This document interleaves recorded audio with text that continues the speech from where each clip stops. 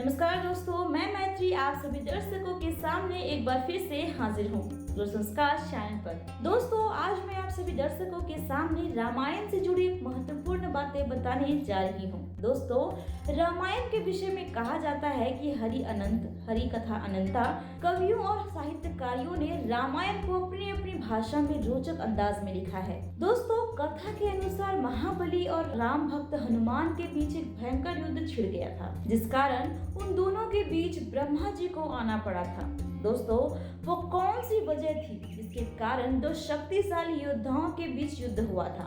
तो चलिए दोस्तों, जानते हैं त्रेता युग के सबसे शक्तिशाली योद्धाओं के विषय में। त्रेता युग के सबसे शक्तिशाली योद्धाओं में महाबली बाली का भी नाम आता है। सुग्रीव के भाई, अगंध का पिता, अप्सरा तारा के पति और वानर श्रेष्ठ ऋक्षिक के पुत्र बाली को एक खास वरदान हासिल था कि जो भी योद्धा उसके सामने आएगा उसकी शक्ति आधी हो जाएगी और यह आधी शक्ति बाली में समा जाएगी। यही कारण था कि कोई भी योद्धा उसके सामने आने से डरता था। बाली ने अपनी इसी अद्भुत शक्ति के दम पर रावण के पास भी जब बाली की चर्चा पहुंची तो वह भी उससे लड़ने आ धमका। हालांकि बाली के सामने रावण की एक न चली। कथा के अनुसार बाली ने रावण को अपनी कांख में 6 मार कर दबाए रखा था।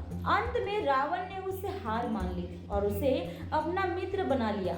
बाली का घमंड इससे बहुत बढ़ गया था। हालांकि रावण को हराने में कामयाब रहे बाली का घमंड अपनी चरम सीमा तक पहुंच चुका था। उसे लगने लगा था कि दुनिया में कोई उसे नहीं हरा सकता। एक बार की बात है, राम भक्त हनुमान वन में तपस्या कर रहे थे।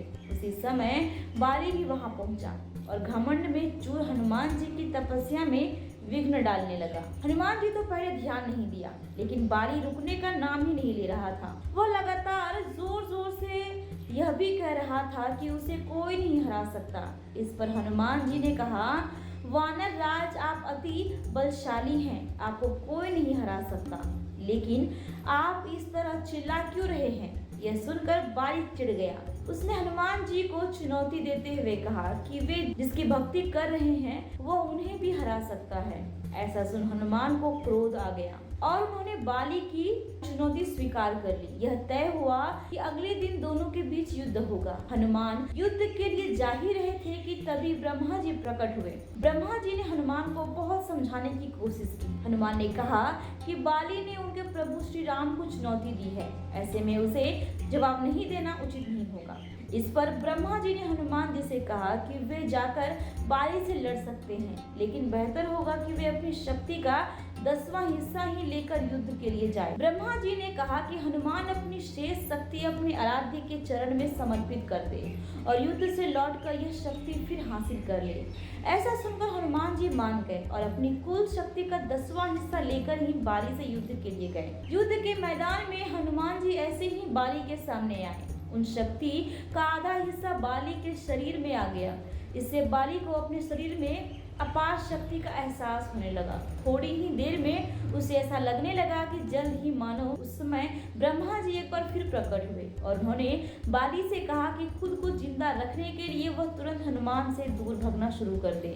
बाली ने ऐसा ही किया। वह लगातार भागता रहा ताकि उसकी ऊर्जा खत्म होने लगे। कई मील दौड़ने के बाद उसे राहत महसूस हुई। उसने देखा कि सामने ब्रह्मा जी खड़े हैं। तब ब्रह्मा जी ने बाली से कहा कि तुम खुद को दुनिया में सबसे शक्तिशाली समझते हो, लेकिन तुम्हारा शरीर हनुमान की शक्ति का थोड़ा सा हिस्सा भी नहीं संभाल पा रहा है, जबकि वे अपनी 10% शक्ति लेकर लड़ने आए थे। सोचो, यदि संपूर्ण शक्ति होती तो क्या करते? बाली को बात समझ में आ गई और उसे अपनी गलती का एहसास हुआ। बाद में बाली ने हनुमान जी को प्रणाम किया और क्षमा मांगी। दोस्तों, आज की यह कथा आप सभी लोगों को कैसी लगी आप हमें जरूर बताएं। और हाँ दोस्तों, आप हमारे संस्कार चैनल को सब्सक्राइब करना ना भूलें ताकि मैं आप सभी लोगों के सामने रामायण से जुड़ी रोचक बातें ला सकूं।